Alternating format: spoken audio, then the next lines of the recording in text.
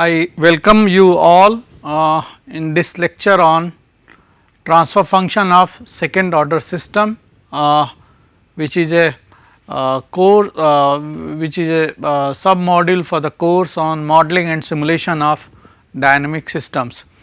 So, in the previous lecture we have seen how can how do we derive or how a first order system transfer function can be worked out, and what is the form of that first order system transfer function. And this lecture will see that derivation of the transfer function of a second order system, and then we will see that what information we can extract from this transfer function. So, a second order system we have seen a spring mass damper system to be a very good example of the second order system. Okay. So, this spring mass damper we have seen earlier. So, if we derive the equation for this system, say this is my x and suppose there is certain force F acting on it, then we know that the system equation for this system is going to be m d square x by dt square plus c dx by dt plus k x is equal to f t. Okay. So, this equation we call it as the second order system equation, fine. So, this is a very good example of that, and its electrical counterpart also we have seen, that is we have say a voltage source and there is a resistor, there is an inductor and say there is a capacitor. So, for this system also we are going to have the expression of the same form. So, what I intend to say is that for a second order system, the relationship between the input y and output x is given by differential equation of this form. Okay. So, if we talk about the mechanical system which I just described here, then here this y is basically the input, that is the force here, and x which we are talking about, that is the output here. Okay. So, this is the general expression for any second order system, and here in this expression we have B0, A0, A1 and A2, these are the constants.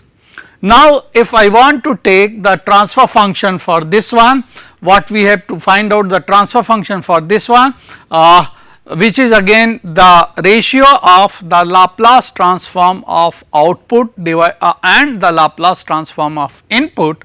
So, if I take the Laplace transform of this equation with of course all initial conditions as 0, which is one of the essential conditions for finding out of the transfer function, then you can see that this expression becomes A2 s square xs A1 s xs plus A0 xs is equal to B0 ys. Okay. So, if you take Laplace transform for this, I can write it in this form.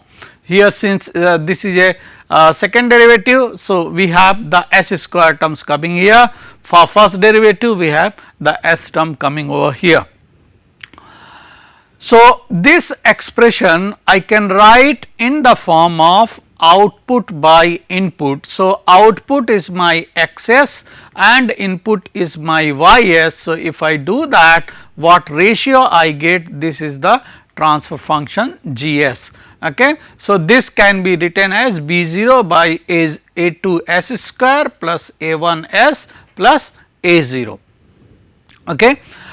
Then there is alternate way of writing of this transfer function for a second order system, okay, and that alternate way is in terms of the natural frequency omega n and the damping ratio zeta. Okay. So, for the same system which I just described, the second order system, omega n square is defined as ratio of say a 0 by a 2 and zeta square as ratio of a 1 square divided by 4 a 2 a 0.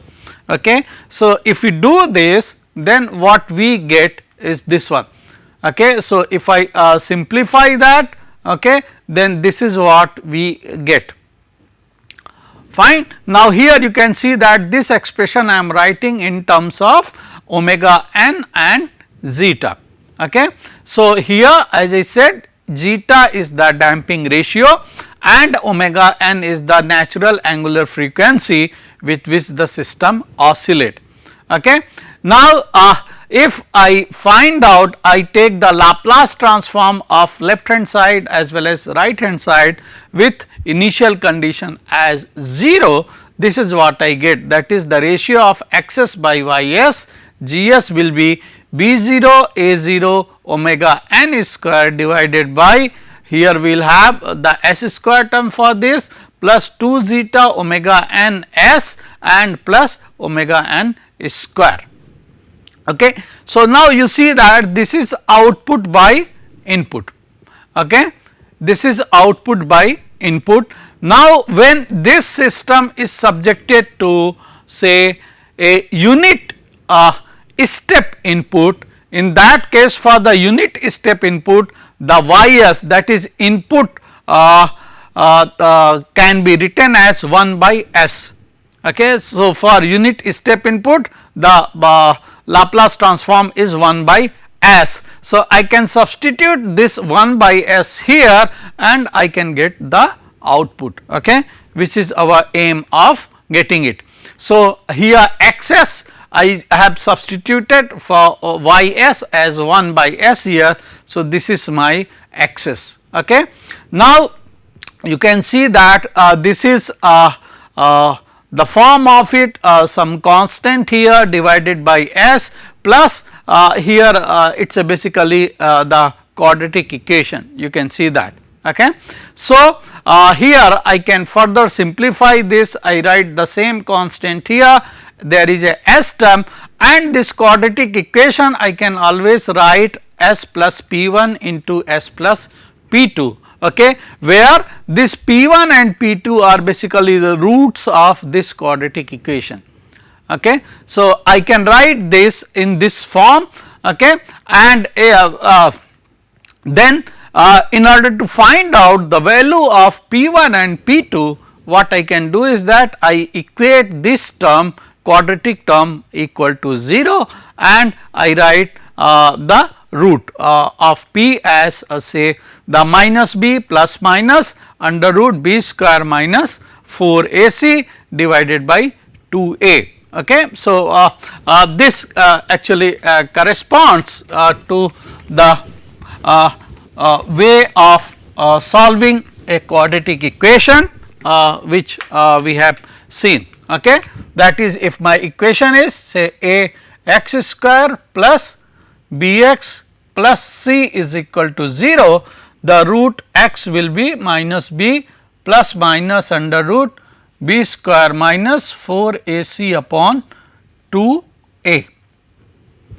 Alright. So, from employing that, I am writing here the root p as basically here this will be value s and we are calling that s as the root. So, it is a general expression for p minus b. So, minus 2 zeta omega n plus minus this is 4 zeta square omega n square, that is b square minus 4 a is 1 and c is omega n square divided by 2 a. So, the 2 here. Now, I can simplify this equation as minus zeta omega n plus minus under root zeta square omega n square minus omega n square. Now, I can further simplify, I just take this omega n square terms outside here. So, this is what I get minus zeta omega n plus minus omega n under root zeta is square minus 1. Okay. So, here you can see that we have the plus minus sign, which means that the one root is say p1, that is having the plus term here, and the another root is having the minus term over here. Okay. Now, depending on, as we have seen earlier also, depending on the value of zeta, we are going to have the three different behaviors. Okay. So, when zeta is going to be more than 1, we will be having the overdamped case. When zeta is equal to 1, we will be having the critical damping case, and when this zeta value is going to be less than 1, we are going to have the underdamped case. Okay. So, let us see one by one. For the overdamped case, that is when zeta is more than 1, excess, as I said, I can write as b0 omega n square by s plus p1 into s plus p2. Here it will be b0 by a0. Okay. So, that will be there, and this is there. Then by applying the inverse Laplace transform to the partial fraction. Now, if we want to have the time response of it, what we do is that we do the partial fraction for this term, okay, and then we apply the inverse Laplace transform, and this is what we get. So, we get the time response as this one. So, b0 by a0 omega n square by p1 p2 into these terms, alright. So, this is how we get the time response for the overdamped case. For the critical damped case, when zeta is equal to 1, if I substitute zeta is equal to 1 here, this term becomes 0, and here we get minus omega n, that is both the roots are going to be equal. Okay. So, p1 is equal to p2 is equal to minus omega n. So, with this the excess I can write as this is the same term, earlier term, and s into this I will have s plus omega n into s plus omega n, okay, or b0 by a0 omega n square divided by s plus omega n square. Now, again I can do the partial fraction for this, and I can take the inverse Laplace transform in order to find out the time response of the system. Okay. So, I can expand by partial fraction if I do that. So, this is what I get b0 by a0 omega n square 1 by s minus 1 by s plus omega n minus omega n by s plus omega n square. Now, I take the inverse Laplace transform for this, and this is what I get the time response. Okay. So, this is b0 by a0 omega n square 1 minus this will be e to the power of minus omega n t, and here since this is a square, here we will have minus omega n this value, because of square we will have a t term into e to the power minus omega n t will be there.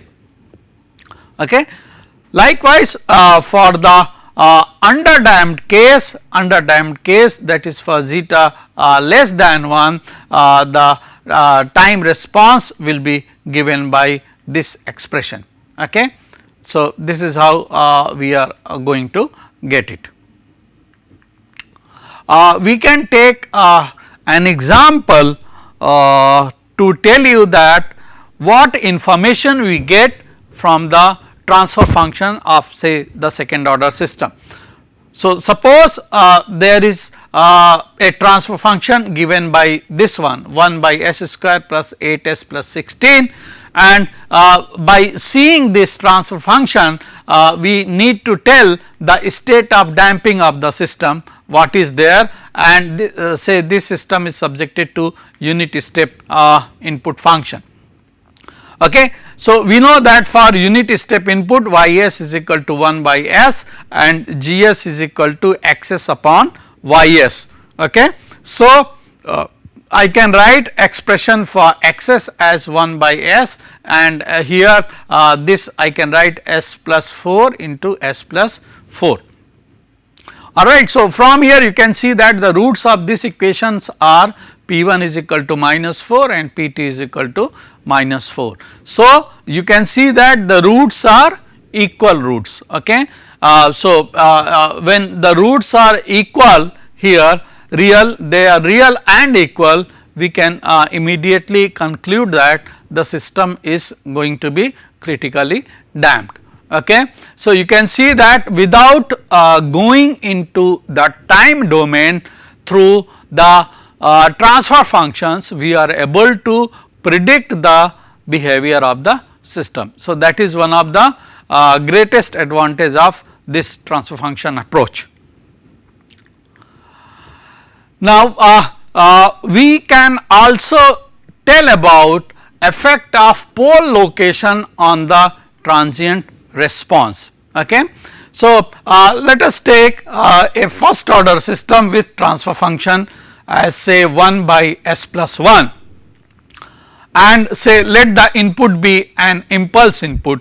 So, the transfer function, that is xs upon ys, is 1 by s plus 1. So, from here I can write xs is equal to 1 by s plus 1, okay, because ys is going to be 1 here for the case of impulse.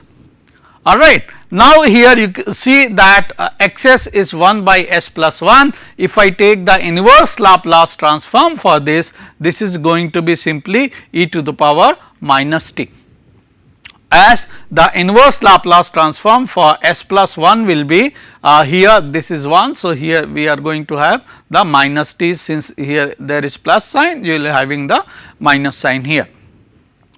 Now, from here you can see that as the value of t goes to infinity, this term is going to, x is going to be 0, x will be tending towards 0. So, this is the behavior which you are going to get as the t value reaches infinity, the value of x is going to be 0.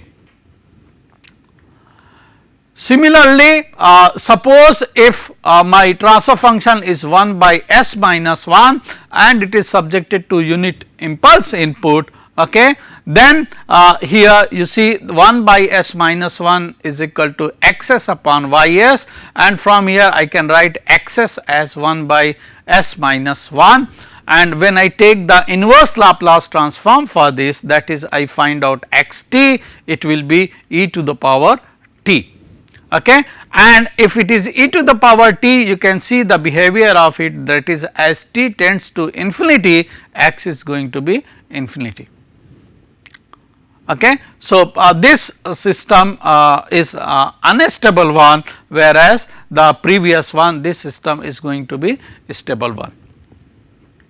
Okay. So, therefore, in general, for a first order system with the transfer function as 1 by s plus p, okay, system is stable if pole is negative, okay, and the system is unstable if the pole is positive, because if the pole is positive, then this is what we are going to get, okay, and if the pole is negative, this is going to be the behavior. So, this is what we have seen.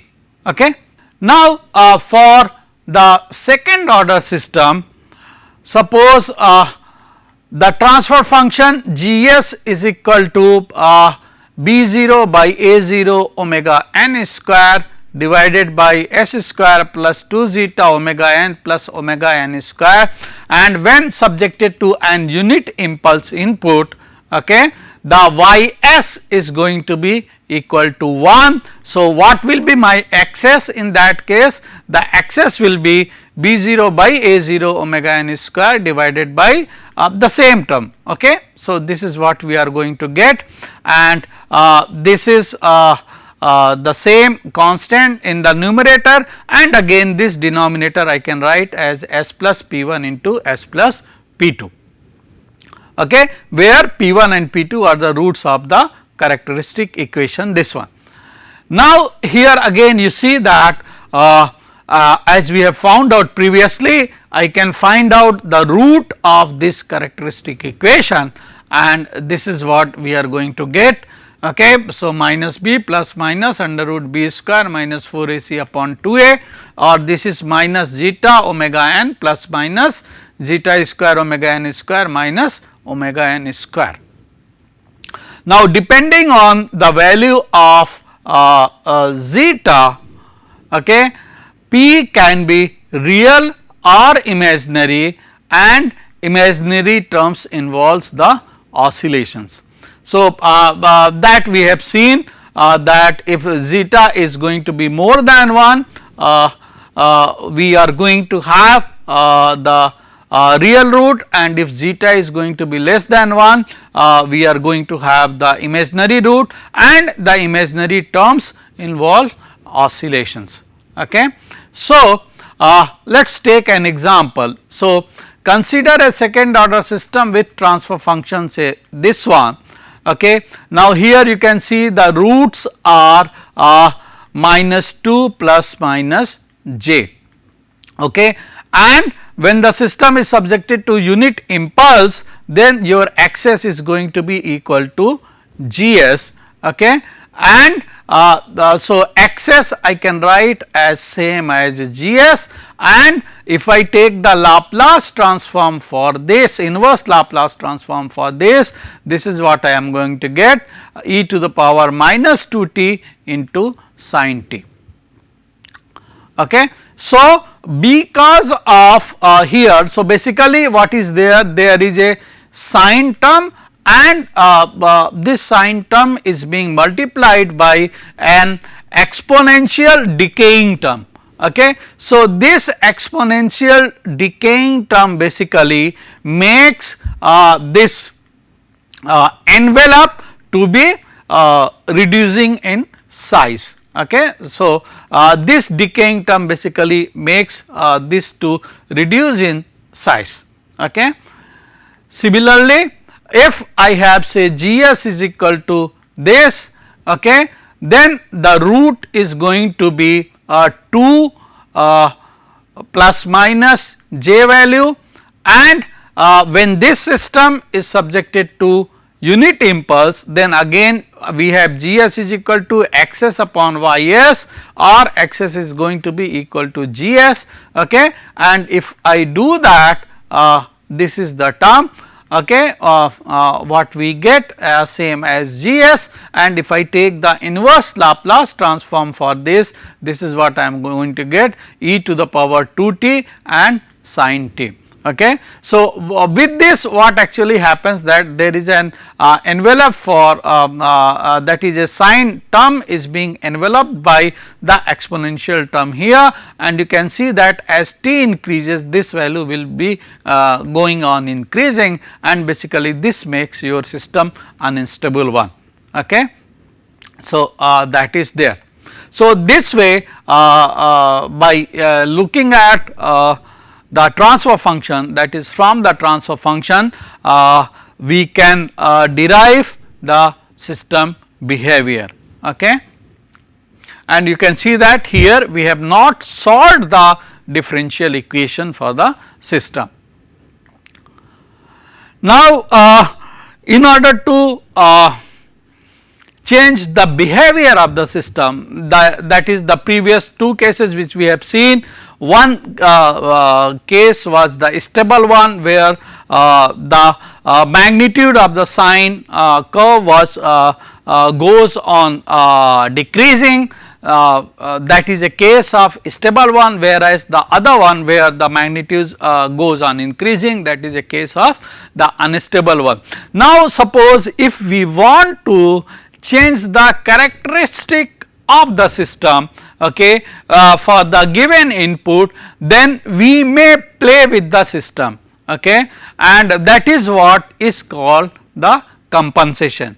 Okay. So, the output from a system might be unstable, or the response may be slow, or there is too much of overshoot. So, it can have any of these characteristics. So, the system response to an input can be altered by including a compensator. Okay. So, that is the role of a compensator. Okay.